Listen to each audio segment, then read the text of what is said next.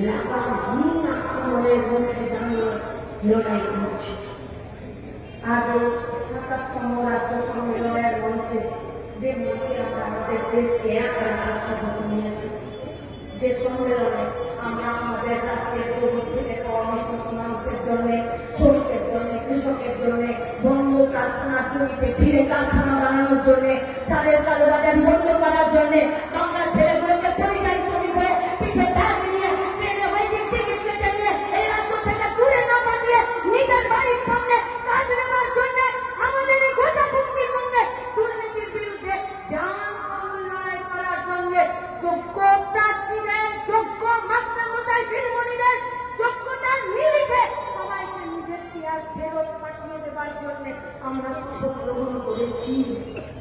আজকে সেই সম্মেলন থেকে আপনাদেরকে বলছি, কার দলে পেরেছি আমরা এই শপথে নিতে বলবেন কমরেড মোহাম্মদ সেলিম, আমাদের পার্টির পুনরায় নির্বাচিত সম্পাদক মঞ্চে বসে আছেন। আমাদের এ রাজ্যের এগিয়ে থাকা রাস্তায় দাঁড়িয়ে থেকে লড়াই করাকে তেল কমার নেতারা, এই নেতারা মুখ দেখিয়ে নেতা হয়নি, রাস্তায় দাঁড়িয়ে থেকে বন্ধুর হাত, কমরেডদের হাত শক্ত করে ধরে থেকে নেতা হয়েছে। মঞ্চে শুধু বসে আছে, আপনারা ওদেরকে দেখতে পাবেন আর ওরা আপনাদেরকে দেখতে পাবেন। এর বাইরে আমাদের মঞ্চের আর কোনো প্রয়োজন নেই। সেই সব কর্মীদের ভরসাতেই তো আমরা শপথ নিতে পেরেছি।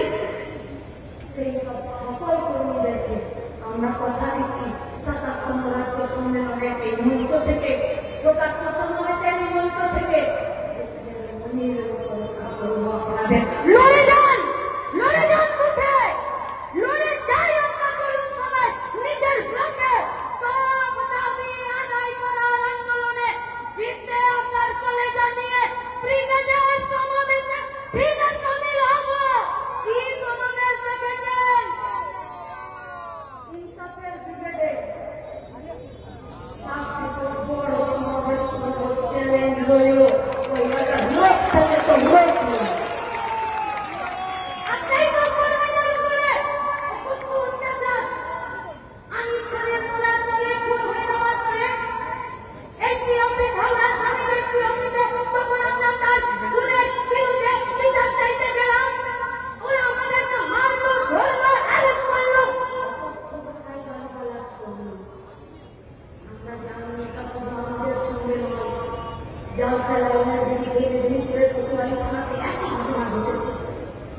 আমাদের মায়েদের উন্নয়ন করেছে ওরা। গোটা রাজ্যের সব থানাতে, সব জায়গাগুলোতে ব্লকে ব্লকে পুলিশের একই কাজ হয়েছে।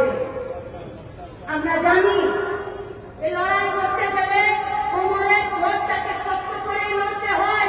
আমরা সেই কোমরের জোর শক্ত করেই বলছি।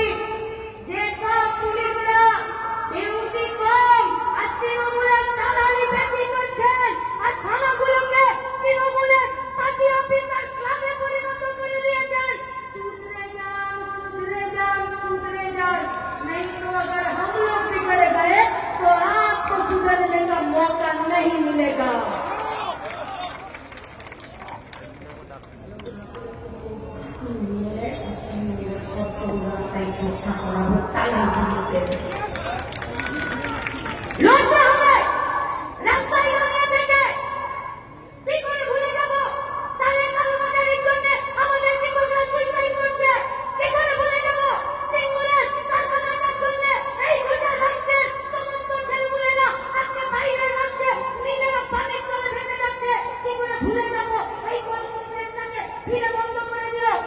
ভুলে যাবো গোটা পশ্চিমবঙ্গের একাধিক জায়গাগুলোকে, কাজের জায়গা